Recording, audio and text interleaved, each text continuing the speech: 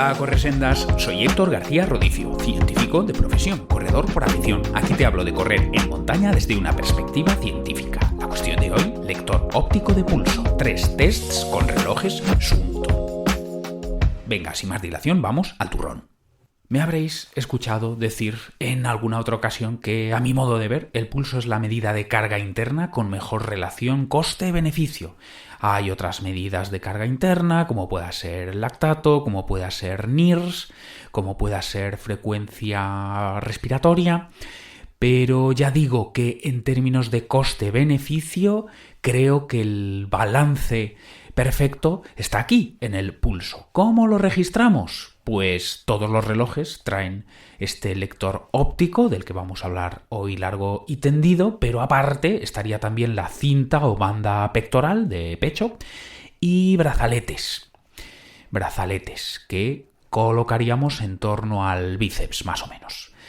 En términos de comodidad, la jerarquía, digamos, está clara. Lo más cómodo es el lector óptico del reloj de muñeca porque no requiere ningún dispositivo adicional. O sea, el propio reloj con que registras kilómetros, desnivel, pues también duración de la actividad, también te registra a través de la fotopletismografía. Estos lectores ópticos te registra el pulso. Eso sería lo más cómodo. Lo siguiente sería ese brazalete, que es una especie de cinta elástica que colocamos en el bíceps y que por lo menos la marca Coros comercializa, y seguramente hay otras tantas, pero quizá es lo que más se está viendo, la de Coros. Y lo más incómodo sería la cinta o banda pectoral de toda la vida, la que tiene 2 electrodos, uno a la izquierda, otro a la derecha, y eso debemos colocarlos pues cerca del corazón, porque lo que registran es la actividad eléctrica del corazón. Entonces, si miramos comodidad, está claro que llevar solo el reloj de muñeca sería lo más cómodo, está claro que lo más incómodo sería la dichosa cinta pectoral y en medio quedaría el brazalete. Pero, ¿y si atendemos a fiabilidad y si atendemos a validez?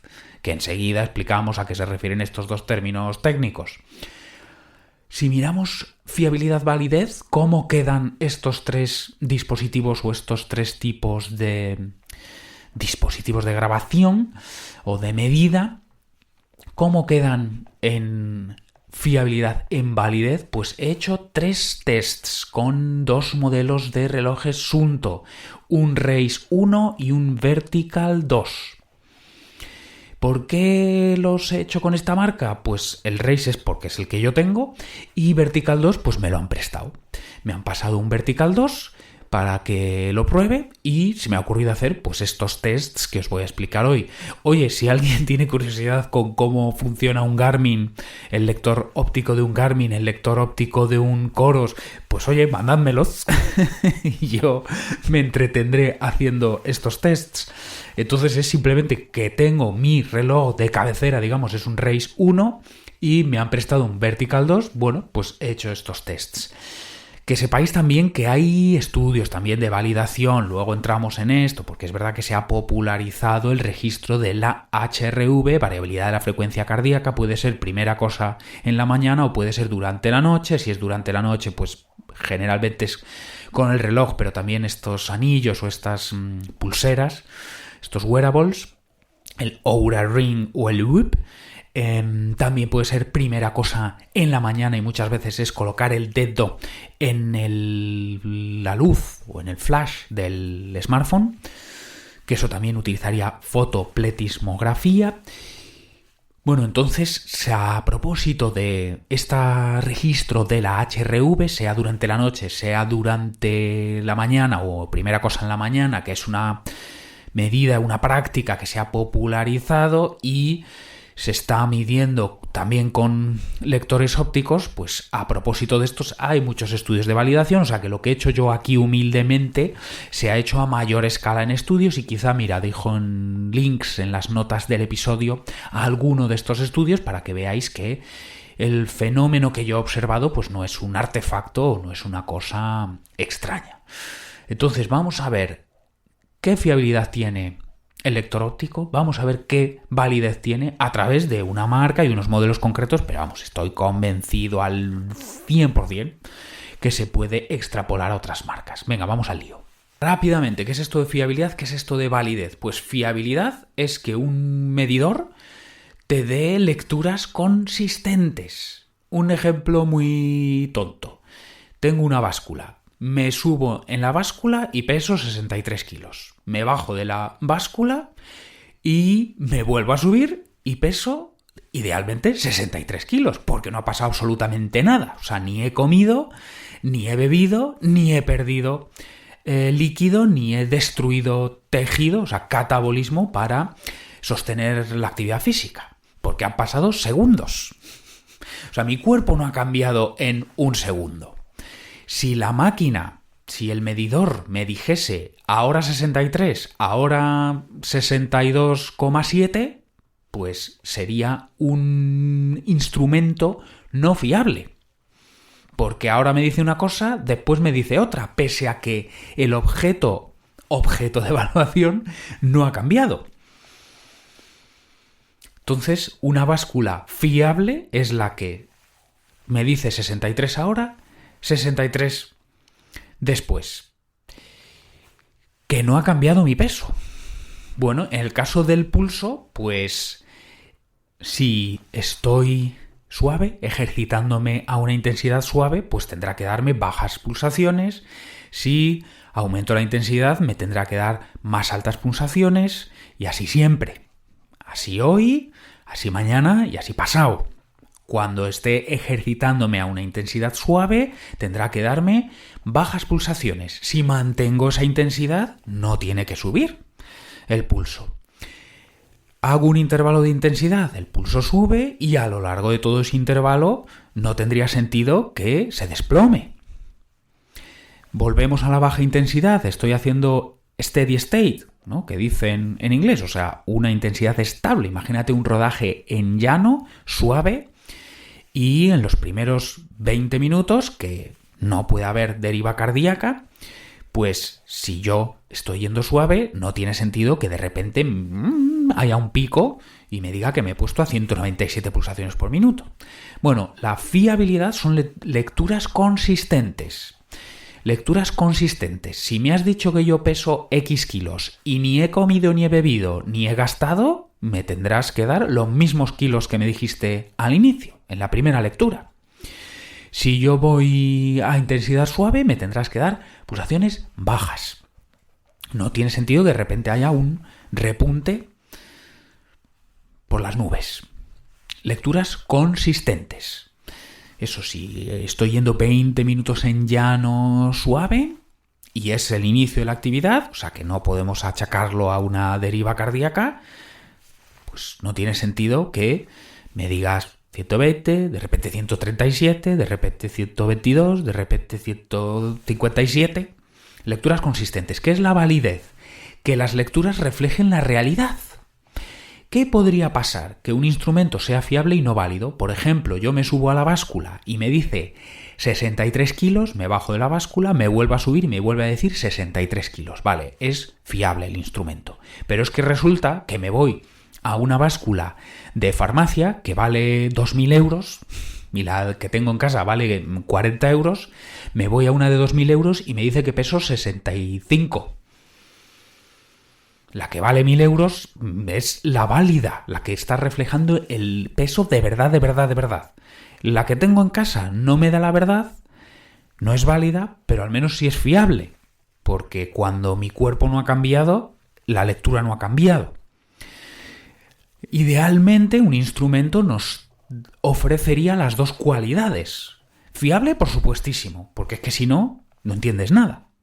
Si yo estoy haciendo un intervalo de alta intensidad y estoy en el entorno de las 170 pulsaciones y de repente me dice que estoy a 120, ¿qué locura es esa? Vamos a suponer, eso tiene que ver con la fiabilidad, vamos a suponer que por defecto el lector óptico me está dando siempre 5 pulsaciones de menos o 5 pulsaciones de más. Bueno, eso es la validez. Si yo quisiera saber exactamente cuál es mi pulso en reposo, cuál es exactamente mi pulso máximo, ahí necesitaría un instrumento válido. Pero para los entrenamientos, para saber que estás yendo a una intensidad predeterminada, o sea, que te has propuesto, con que sea fiable ya nos vale. Pero bueno, por pedir que nos dé las dos cosas, claro. Que sea válido, pues por ejemplo, como he dicho, para saber cuál es nuestro pulso máximo. Que puede tener interés, pues por ejemplo, a medida que vamos cumpliendo años, que lo habitual es que vayamos perdiendo pulsaciones máximas. Entonces, ¿cómo determinar si un instrumento, en este caso el lector óptico de un reloj deportivo, cómo determinar si es fiable? ¿Cómo determinar si es válido? Bueno, pues os cuento los 3 experimentos que he hecho yo. Respecto a fiabilidad, o sea, saber que el algoritmo es estable, da lecturas estables, lo que he hecho yo es comparar el lector óptico de un dispositivo contra el lector óptico del otro dispositivo. O sea, llevando los dos en el mismo brazo y haciendo la misma actividad, los dos con lector óptico me tendrían que dar lo mismo. Eso significaría que ese algoritmo, eso es fiable. O sea, que lo que dice que puede ser que no sea válido, o sea, que no refleje la verdad, que yo esté a 155 y me están diciendo los dispositivos que estoy a 150 ya, pero los dos me dicen 150. Eso serían lecturas consistentes, lecturas estables. Sería un algoritmo fiable.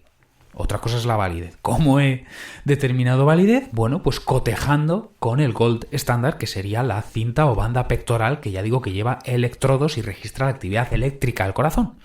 Entonces he llevado un reloj con el lector óptico y en el mismo brazo otro reloj conectado por Bluetooth a la cinta pectoral.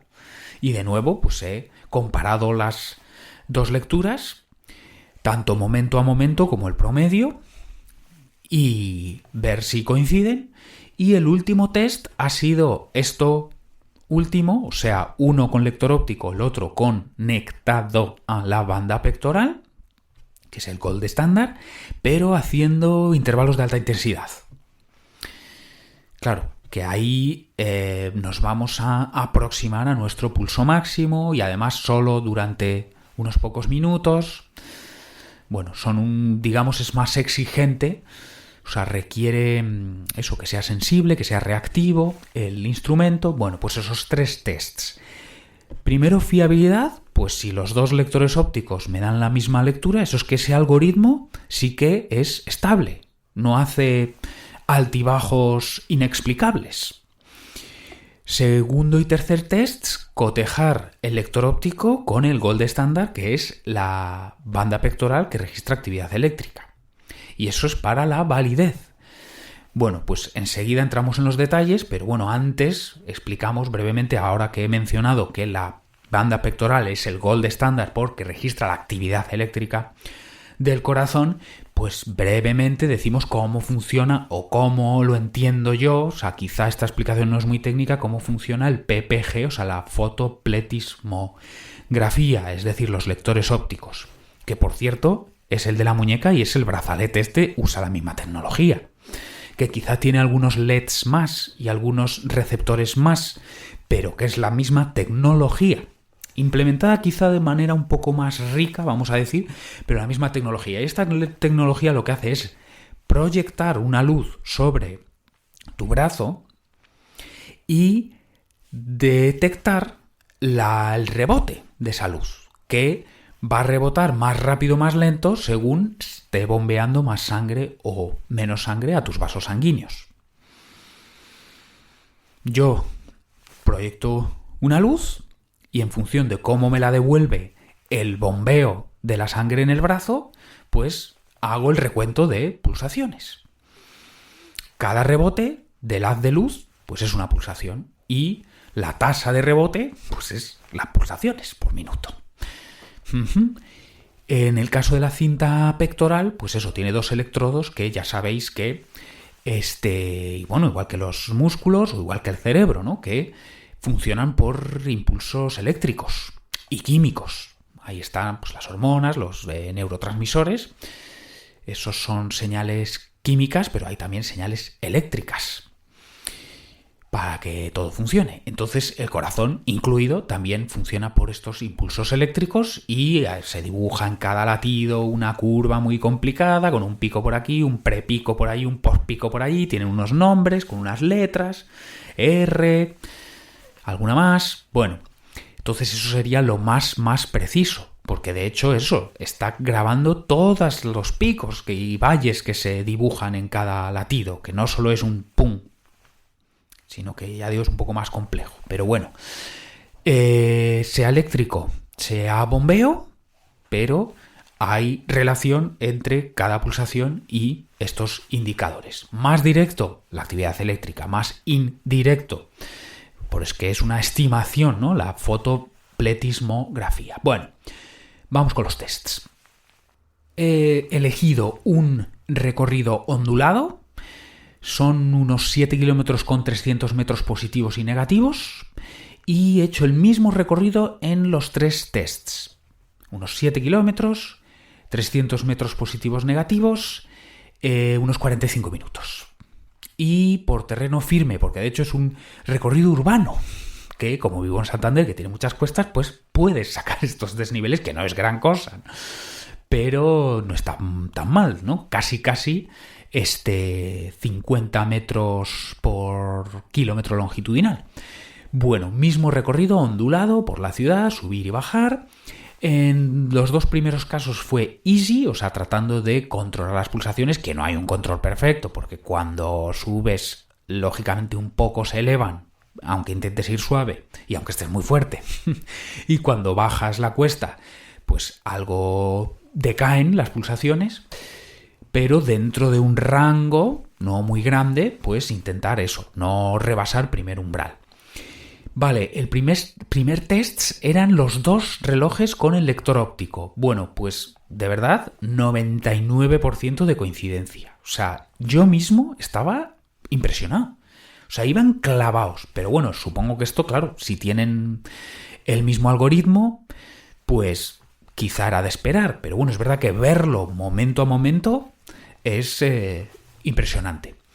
O sea, clavaos los 2, pero en los 2 sentidos, quiero decir, tanto en el número de latidos que me están dando como en la velocidad de reacción, tanto para subir como para bajar. Vale, ese es el primer test. El segundo test era con uno, que en este caso fue el race conectado a la banda pectoral y el vertical 2 con el lector óptico. Y mismo recorrido ondulado, es unos 7 kilómetros, unos 300 metros positivos, unos 45 minutos. Y 300 positivos, 300 negativos, terreno compacto y suave también. Que como hemos dicho antes, cuando subes, por muy fuerte que estés, por muy suave que quieras ir, un poquito van a subir las pulsaciones, cuando bajas cuesta, un poquito decaen, pero eso, mantenerte en una franja, pues sub primer umbral, más o menos, ¿no? Bueno, pues aquí de nuevo, y aquí todavía más impresionante me pareció, o sea, de verdad que es que no daba crédito yo, también podríamos decir 99% de coincidencia, eso, un latido por arriba, un latido por abajo, o sea, más o menos un beat per minute, o sea, esa sería la desviación, y que además pasado un momentito se corregía. Yo, siempre que podía mirar al antebrazo lo hice así, es decir, fui mirando cada 2x3, o sea, cada 2x3, salvo que, oye, no sé, haya un giro, haya que tengo que cruzar una carretera, que es verdad que no hubo apenas tráfico en ninguno de los 3 tests, pero bueno, igualmente, pues si vas a cruzar por un paso de cebra, pues tendrás que mirar si vienen, si no vienen, coches, oye, que hay gente también en la acera y tienes que esquivar, vamos, todo lo que pude estuve mirando a los relojes. Que ya sé que esto no es perfecto, o sea, esto no lo puedo publicar en una revista científica, pero bueno, a mí por lo menos me vale. Y el último test ha sido mismo recorrido ondulado, pero en este caso creo que son 8 cuestas, salen, pues creo que han sido en 4 o en 5 de ellas, me he apretado pues a todo lo que daba la máquina. Es, ya sabéis, lo que yo llamo cuestas random. Pues venga, en esta cuesta, venga, aquí me aprieto, en esta cuesta, venga también. Pues ya digo que son 8 cuestas y me apreté en 4 o 5 de ellas. Alguna un poco más larga, que puede ser 4 minutos, algo así, alguna un poco más corta, incluso 1 minuto, pero bueno, me gusta esto, que haya esa variedad, porque de esa manera podemos ver eso, intervalos cortos en los que es más difícil alcanzar pulsaciones muy elevadas, porque no da tiempo, intervalos más largos en los que esto es más fácil de conseguir. También algunas cuestas venían con un periodo de descanso más largo, otras con un periodo de descanso menos largo, pero de nuevo me gustaba esta variabilidad, o sea, que hay un poquito de todo, un poco de todo el abanico, y a ver qué pasa. Y aquí sí os puedo decir, aquí de nuevo llevaba, pero ahora invertido, ahora llevaba el Vertical 2 conectado a la cinta pectoral y el Race con el lector óptico. Y aquí he observado que, grosso modo, o sea, haciendo balance global, podríamos decir una correlación del 90% por redondear, números que nos entendamos, ya digo que esto no es muy científico. O sea, ha habido bastante coincidencia, pero también ha habido cierta desviación. ¿En qué sentido? Para empezar, el pico de pulso ha sido con cinta pectoral 174 pulsaciones por minuto y con el lector óptico 172. Ahí ha habido, no lo dije, pero en los otros dos casos, eso, tanto momento a momento hubo coincidencia como pulso mínimo y pulso máximo. Aquí pulso máximo, 2 pulsaciones. Y otra cosa interesante que observé es que después de estos intervalos, de estas cuestas random, el pulso real, o sea, medido con la actividad eléctrica a través de la banda pectoral, tardaba bastante en bajar. Y sin embargo, el del óptico sí que bajaba enseguida. O sea, una vez llegaba arriba de la cuesta y ya descansaba un poco, o sea, bajaba el ritmo, intentaba calmar la respiración, después me dejaba caer cuesta abajo muy, muy, muy tranquilamente, pues era muy reactivo, curiosamente, el pulso óptico y no el pulso eléctrico, vamos a decirlo así por resumir. Curiosamente. Y es curioso porque es verdad que ha sido en este tercer test una mañana muy fría, entonces claro, como el flujo de sangre se va a concentrar en el centro, en el tronco, porque es donde están los órganos vitales, y va a costar más que llegue a la periferia, que en este caso el brazo, que además no es un músculo que esté trabajando demasiado, como si los cuádriceps, entonces podrías pensar que hay retraso tanto para llevar como para aumentar el pulso allí, como para que baje, pero es que ha sido justo al revés. O sea, ha sido más sensible el del óptico, que yo podría pensar que está más perezoso por esta redistribución del flujo de sangre debido al frío, y ha sido al revés, No sé cómo tomarme esto, pero bueno, es lo que ha pasado y, como digo, en este caso ha sido más imperfecta la correlación o la coincidencia, pero pulso máximo 174 eléctrico versus 172 óptico. Y, a ver, a lo largo del intervalo también coincidencia, también eso del 99%, o sea, pulsación arriba, pulsación abajo. A lo largo de todo el intervalo, que lógicamente desde que arrancas hasta que terminas también hay una progresión. Hay una línea ascendente. Correlación del 99% donde se ha producido la diferencia, la discrepancia, la desviación ha sido en el post-intervalo, que se ha quedado más caliente, por decirlo así, el pulso eléctrico, que el óptico. ¿Veredicto o conclusión? Pues a mí sí me vale. A mí sí me vale el fotopletismografía, o sea, el pulso óptico en la muñeca.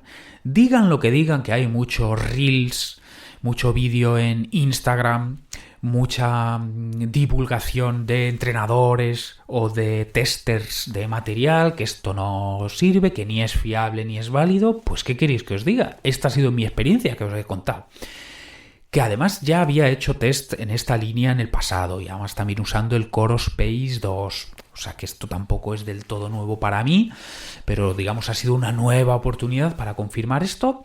Entonces digan lo que digan, eso que yo lo he escuchado por activa y por pasiva, por aquí, por allá, no os fiéis de esto no vale para nada. Pues Bueno, pues no os fiéis de esto, fiabilidad, esto no vale validez para nada. Bueno, a mí ya os digo que así es como me funciona, aunque no lo he dicho antes y muy importante, que siempre que uso el lector óptico, dos cosas, coloco el reloj prieto y retrasado de la muñeca, estas dos cosas, prieto y retrasado de la muñeca. ¿Por qué? Porque decíamos que envía un haz de luz y detecta el rebote. Si se cuela luz del exterior, es ruido. Es ruido para el sensor, porque le van a llegar luces que no dependen del bombeo de sangre en tus vasos sanguíneos, sino del exterior. Entonces es importante prieto para que no se mueva y lejos de la muñeca para que también la articulación no vaya abriendo huecos. O sea, tiene que estar pegado a la piel. Lógicamente no tienes que impedir o bloquear el flujo sanguíneo, o sea, no tienes que apretarlo hasta que duela, pero lo máximo posible sin que duela. Ese sería el criterio. Y un poquito retrasado de la muñeca. Tampoco hace falta que lo lleves justo en la mitad del antebrazo, pero un poco retrasado de la muñeca y prieto. Que es verdad que hay que hacer también un disclaimer, aparte del que acabo de hacer, esta aclaración de que prieto y retrasado. Pero aparte, es verdad que parece que en esta tecnología, y de hecho cuando he hecho alguna publicación en Stories a este respecto, hay gente que me ha contestado, pues oye, el mío se vuelve loco. El mío no tiene ningún sentido, ¿no? Puede depender del color de piel, puede depender de la cantidad de vello corporal, puede depender de la cantidad de músculo, la cantidad de grasa, o puede depender, no sé, de la forma y comportamiento de tus vasos sanguíneos. No lo sé. O quizá lo que decíamos antes también, condiciones ambientales, frío, calor. Pero bueno, yo estoy contando aquí mi experiencia. Como siempre, ni gano ni pierdo nada explicando esto. Pero vamos, que ya digo que a mí me vale. Tanto ese que hemos puesto números redondos, 99% de coincidencia en entreno suave, ese 90% de coincidencia en entreno intensidad, a mí me vale porque hablamos de coste-beneficio. El coste es comodidad y el beneficio es fiabilidad-validez. Entonces, ¿fiabilidad-validez perfectos? Pues quizá no, pero suficientes teniendo en cuenta el coste, que es que ese reloj que vas a llevar sí o sí, si lo aprietas un poco más y lo retrasas una pizca de la muñeca, tienes una medida útil.